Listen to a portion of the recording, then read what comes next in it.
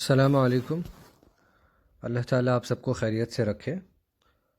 بچوں، کچھ طلبہ نے جو ہے گزارش کی تھی کہ جو اردو کورس اے ہے، یعنی جس کو ہم اردو الیکٹیو کہتے ہیں، جس میں آپ کی 2 کتابیں گلزار اردو، نوائے اردو ہیں، کہ اس کا ریڈیوزڈ سلیبس اور سلیبس کو مکمل طور پر جو ہے وہ کمپلیٹلی ڈسکس کر لیا جائے، ایسا کہا گیا تھا۔ تو انہی کی میں گزارش پر عمل کرنے کی کوشش کر رہا ہوں، امید ہے اس سے فائدہ ہوگا۔ 80 نمبر کا پیپر ہے، سبھی کو معلوم ہے، 3 گھنٹے کا وقت ہے۔ 20 نمبر کا آپ کا پروجیکٹس وغیرہ، سبجیکٹ انریچمنٹ ایکٹیویٹیز ہیں اور دوسری چیزیں ہیں۔ غرض یہ ہے کہ 20 نمبر انٹرنل ہیں، آپ کو اسکول سے ملیں گے۔ سب سے پہلے اگر ہم دیکھیں، یہاں پر آپ کو نظر آ رہا ہے پارٹ اے 40 مارکس، اس پہ نظر مت ڈالیے، بہت ساری غلطیاں ہیں، اسے اگنور کریے گا، نظر انداز کریے گا، اپنے مطلب کی بات دیکھیے گا۔ حصہ الف ہے، 40 نمبر کا ہے۔ 40 نمبر میں آپ دیکھیں گے کیا کیا چیزیں ہیں، ذرا دیکھتے ہیں۔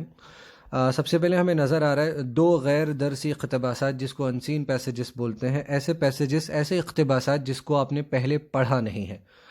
ایسے 2 ہوں گے، ایک نثری ہوگا، ایک شعری ہوگا۔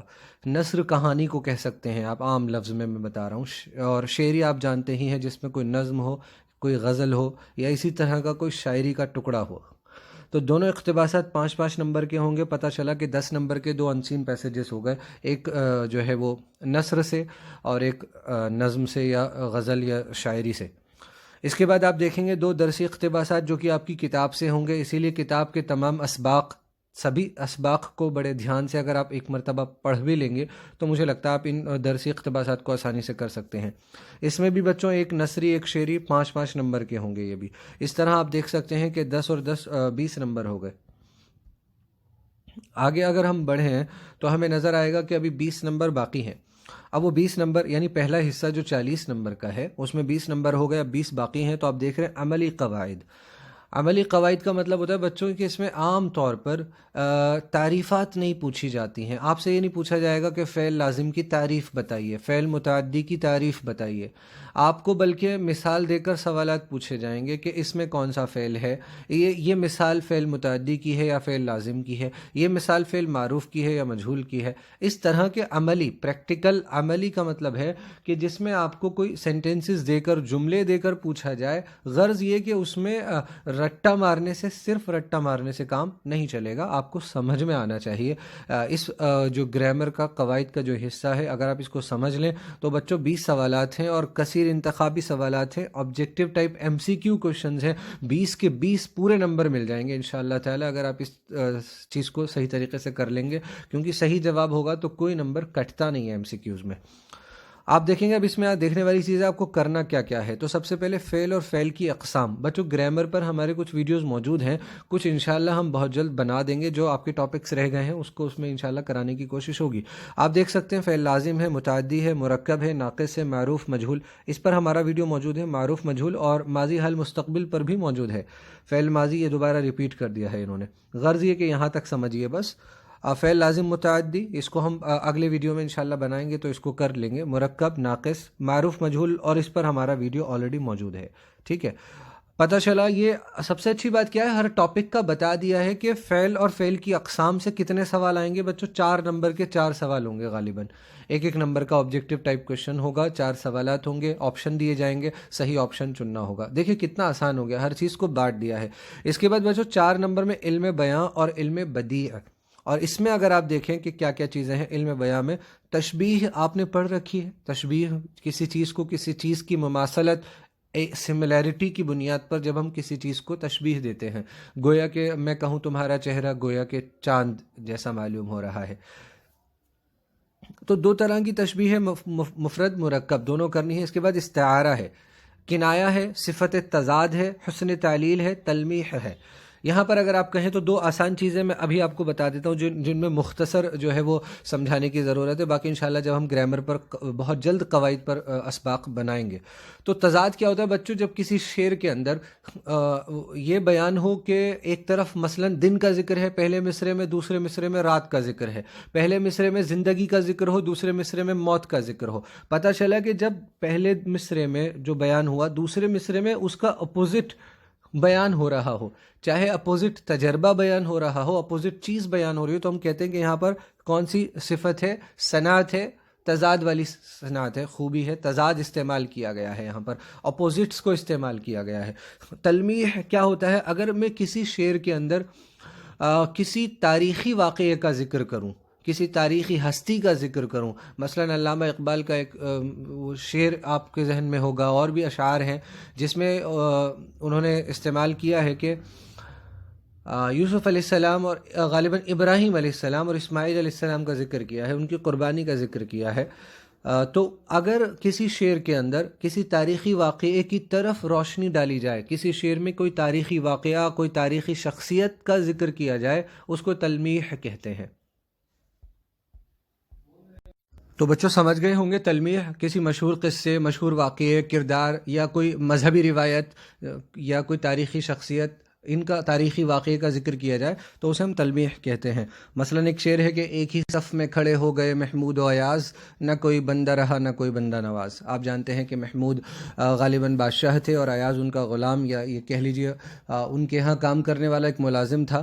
تو ایک ہی صف میں جب نماز میں لوگ کھڑے ہوتے ہیں تو چاہے کوئی بادشاہ ہو، چاہے کوئی غلام ہو، غریب ہو، امیر ہو، سب کے سب ایک ہی لائن میں، ایک ہی قطار میں برابر برابر میں کھڑے ہو جاتے ہیں۔ وہاں نہ تو کوئی بندہ رہتا ہے، نہ کوئی بندہ رہتا ہے، غلام رہتا ہے، نہ کوئی بندہ نواز، نہ کوئی بادشاہ رہتا ہے، بندے کو نوازنے والا بھی نہیں رہتا کوئی، وہاں سب اللہ تعالیٰ کی بارگاہ میں سب کے سب برابر ہیں۔ تو یہاں اس شعر کے اندر محمود اور ایاز کا ذکر کیا گیا، ایک بادشاہ اور اس کے بندے کا، اس کے ملازم کا، کام کرنے والے کا، غلام کا ذکر کیا گیا۔ تو کون سی صنعت؟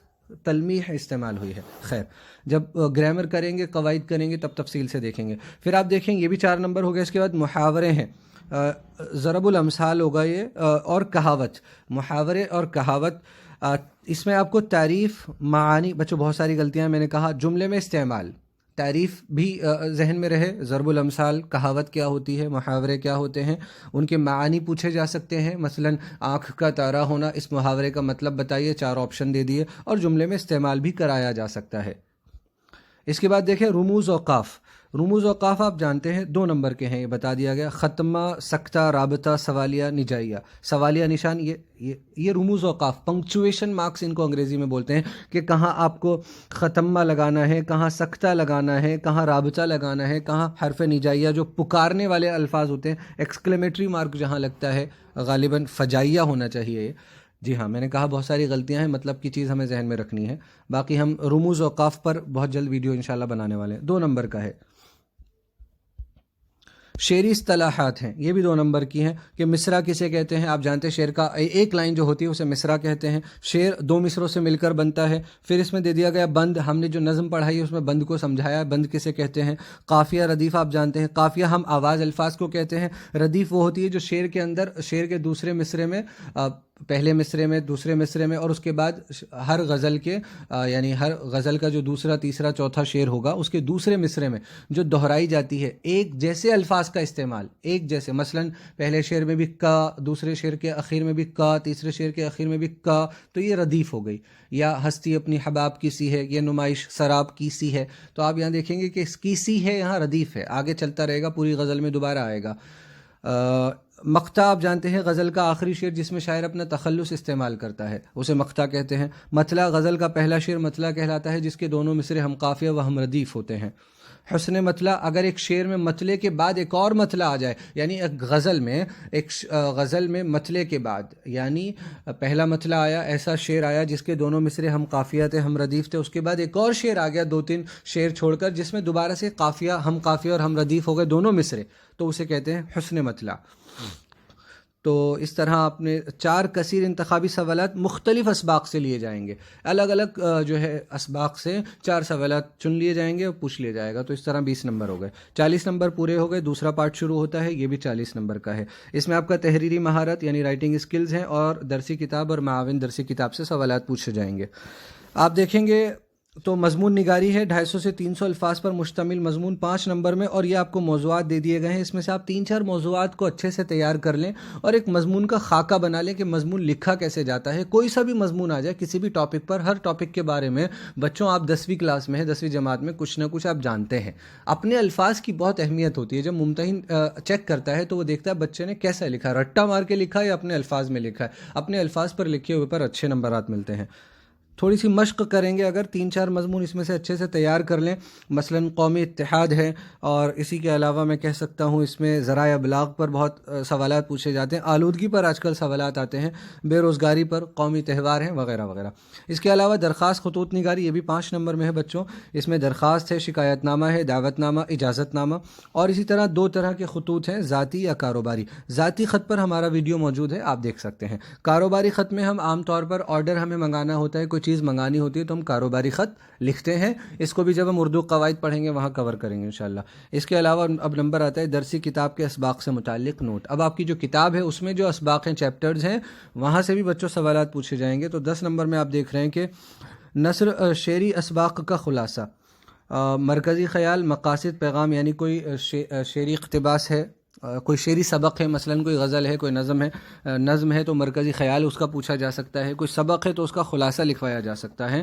اس میں مثلاً بتا دیا انہوں نے راجندر سنگھ بیدی، سید عابد حسین وغیرہ کے حالات زندگی، ان 3 کو آپ تیار کر لیں اگر ممکن ہو آپ سے، ان کے حالات زندگی، ان کے طرز تحریر، ان کے کہانی کے کردار وغیرہ میں سے 2 عنوان دے کر کسی ایک پر 100 الفاظ میں نوٹ لکھوایا جائے گا، چوائس ملے گی، 2 عنوان دیے جائیں گے۔ مثلاً دے دیا گیا کہ کوئی سبق کا نام کہ اس کا مرکزی اس نظم کا مرکزی خیال لکھیں، یا کہہ دیا کہ اس سبق کا خلاصہ لکھیں، یا کہہ دیا کہ مولوی عبدالحق کے حالات زندگی لکھیں اور انہوں نے تعلیمی جو ہے ادب کی زندگی میں، ادب کی دنیا میں کیا کیا کارنامے انجام دیے۔ اس کے علاوہ درسی کتاب میں دیے گئے شعری اسباق کا خلاصہ، مرکزی خیال، مقاصد، پیغام، اور شعراء شیخ ابراہیم ذوق، فانی بدایونی، محمد اقبال، یہ 3 شاعر آپ کو تیار کرنے ہیں 6 نمبر میں۔ کوئی ایک عنوان دیا جائے گا، 2 عنوان میں سے ایک پر آپ کو 100 الفاظ میں نوٹ لکھنا ہوگا۔